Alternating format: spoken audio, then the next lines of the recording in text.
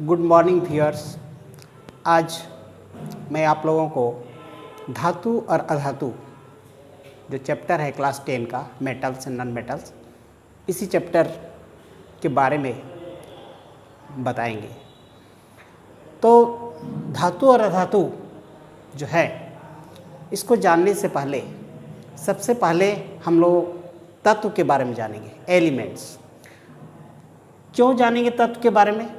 क्योंकि धातु और अधातु जो हैं वो तत्व के प्रकार है, एलिमेंट्स के प्रकार है। एलिमेंट तीन तरह के होते हैं, एक धातु, दूसरा अधातु और तीसरा उपधातु, metals, non metals and metalloid. तो तत्व क्या है? तत्व किसको कहते हैं? तत्व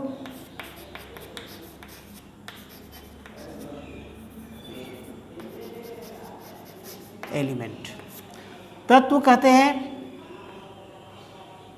वैसे पदार्थ को जो एक ही प्रकार के परमाणुओं से मिलकर बने हों।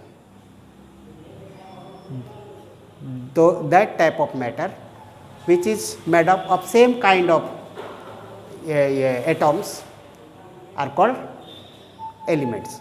लेकिन कुछ जो तत्व हैं उनमें अणु भी होता है, जैसे ऑक्सीजन हो गया O2, हाइड्रोजन हो गया H2, वो एक ही प्रकार के अणु है। तो तत्व जिसमें एक ही प्रकार के परमाणु होते हैं। तो जैसे हो गया, हम ले लेते हैं सोडियम Na। तो Na जो है, अगर Na हम कहेंगे तो इसमें क्या होगा कि Na, ये सोडियम का कोई भी हम लोग स्पेसिमेन लेंगे, नमूना लेंगे, तो उसमें क्या होगा कि सिर्फ सोडियम के ही परमाणु रहेंगे, सिर्फ सोडियम के परमाणु। जितना भी है सब एक ही तरह के परमाणु रहेंगे, खाली Na रहेगा। इसमें सब में क्या होगा? सिर्फ Na होगा, Na। ठीक है।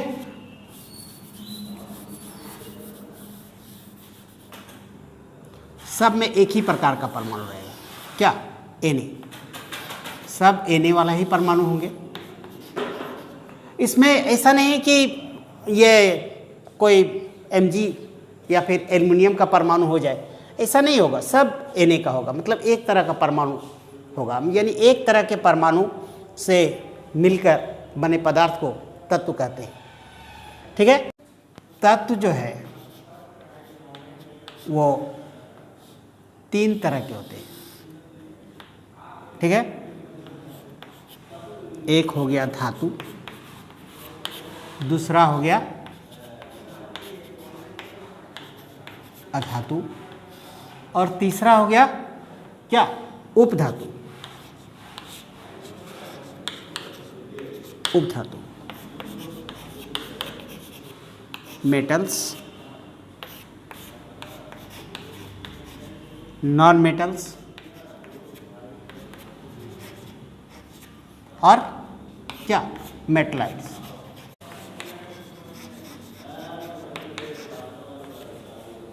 मेटलाइट्स। तो सबसे पहले तो हम लोग धातु के बारे में चर्चा करेंगे कि धातु है क्या। तो ऐसे तो भौतिक गुण के आधार पर तो धातु के बारे में हम बोल सकते हैं कि धातु जो है वे तत्व है जिनको पीटने से चपटा हो जाता है, विशेष प्रकार की ध्वनि निकलती है, विशेष प्रकार का चमक होता है जिनमें, उनको हम लोग धातु कहते हैं। ठीक है।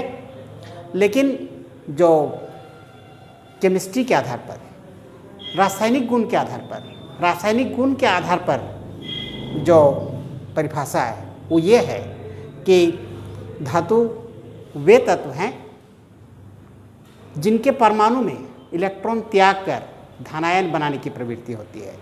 ठीक है। धातु वे तत्व हैं जिनके परमाणु में इलेक्ट्रॉन त्याग करके धनायन बनाने की प्रवृत्ति होती है। ठीक है। Metals are those elements whose atoms have a tendency to lose electrons to form cations। ठीक है। जैसे ले लेते हैं सोडियम Na।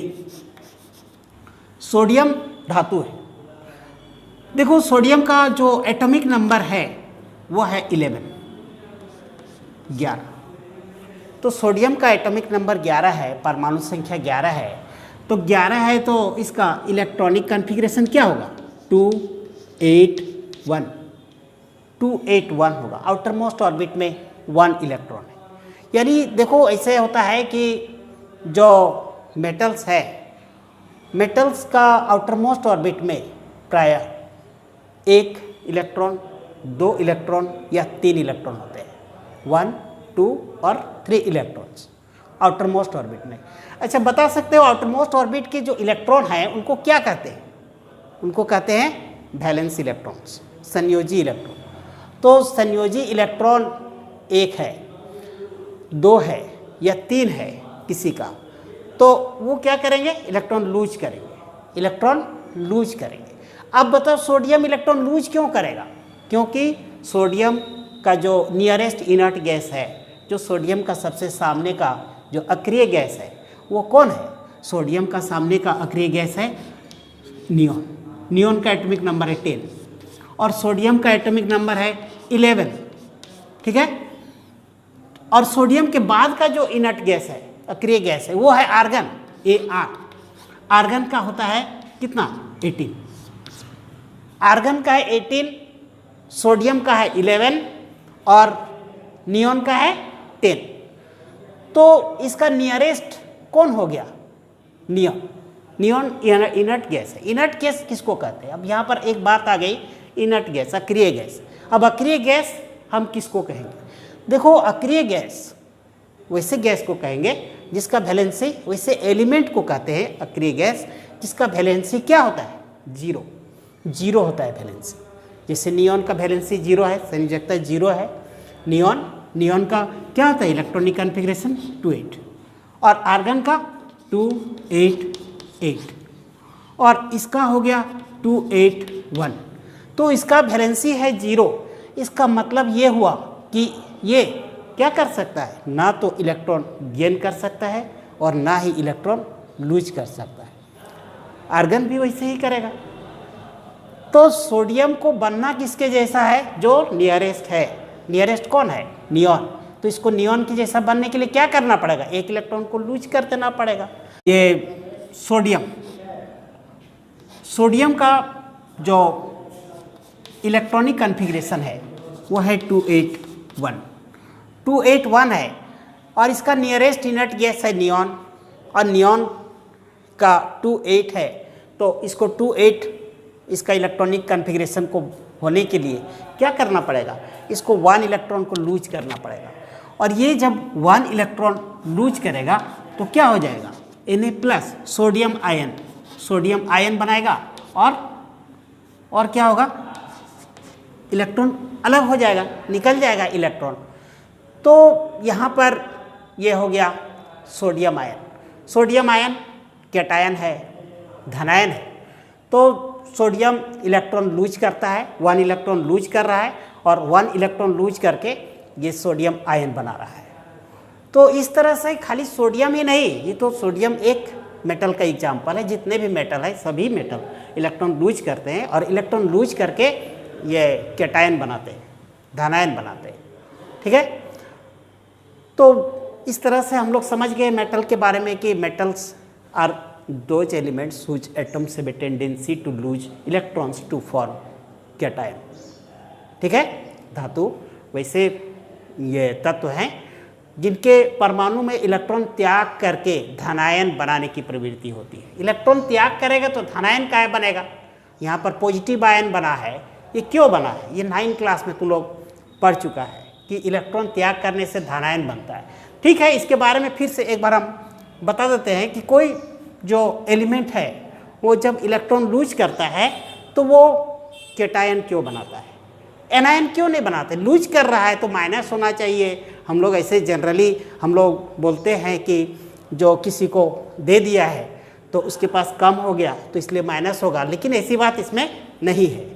इसमें क्यों यहाँ पर हुआ धनायन, ये इसके बारे में भी जान लेना थोड़ा ज़रूरी है कि यहाँ पर प्लस क्यों हुआ, माइनस क्यों नहीं हुआ, यहाँ प्लस क्यों हुआ। तो इसके बारे में हम लोग अभी देखेंगे। Na+ सबसे पहले Na और Na+, इसका एटम के बारे में सबसे पहले हम लोग जानेंगे। ठीक है, इलेक्ट्रॉन, प्रोटॉन और न्यूट्रॉन। इलेक्ट्रॉन और प्रोटॉन के ही बारे में जानने से पता चल जाएगा, क्योंकि न्यूट्रॉन में तो नो चार्ज होता है, कोई चार्ज नहीं होता है, न्यूट्रल होता है। तो देखो सोडियम का जो है एटॉमिक नंबर होता है 11, तो 11 है, तो इसमें इलेक्ट्रॉन कितना हो गया? 11 हो गया। और प्रोटॉन कितना हो गया? ये भी 11 हो गया। ये दोनों बराबर होता है। क्यों? क्योंकि एटम में हम जानते हैं कि एटम न्यूट्रल होता है, एटम में कोई चार्ज नहीं होता है, उदासीन होता है। और उदासीन होने का कारण यही है कि एटम में इलेक्ट्रॉन प्रोटॉन दोनों बराबर होते हैं, इसीलिए उदासीन होता है। अब क्या है कि एक इलेक्ट्रॉन जब लूज किया सोडियम, तो अब इलेक्ट्रॉन इसमें कई गो हो गया? 10 हो गया इलेक्ट्रॉन, नहीं हुआ? 8 और 2 10 इलेक्ट्रॉन है इसमें। और प्रोटॉन कितना है? देखो प्रोटॉन जितना है उतना ही रहेगा, क्योंकि प्रोटॉन जो है वो लूज नहीं कर रहा है। लूज क्या कर रहा है? इलेक्ट्रॉन लूज कर रहा है। इलेक्ट्रॉन लूज कर रहा है तो इलेक्ट्रॉन कम होगा। यहाँ पर प्रोटॉन तो लूज नहीं कर रहा है। अगर प्रोटॉन लूज करता तब प्रोटॉन भी कम होता, लेकिन प्रोटॉन तब तो उतना ही रहा। कितना? 11। प्रोटॉन 11 है इसमें सोडियम आयन में, और इलेक्ट्रॉन है 10। तो ज़्यादा कौन है? ज़्यादा प्रोटॉन है। और हम जानते हैं कि प्रोटॉन में कौन सा चार्ज होता है? पॉजिटिव चार्ज होता है, प्लस। और इलेक्ट्रॉन में नेगेटिव चार्ज होता है। तो क्या ज़्यादा हो गया इसमें? पॉजिटिव चार्ज ज़्यादा हो गया कि नेगेटिव चार्ज ज़्यादा हो गया? इसमें पॉजिटिव चार्ज ज़्यादा हो गया, धन आवेश ज़्यादा हो गया।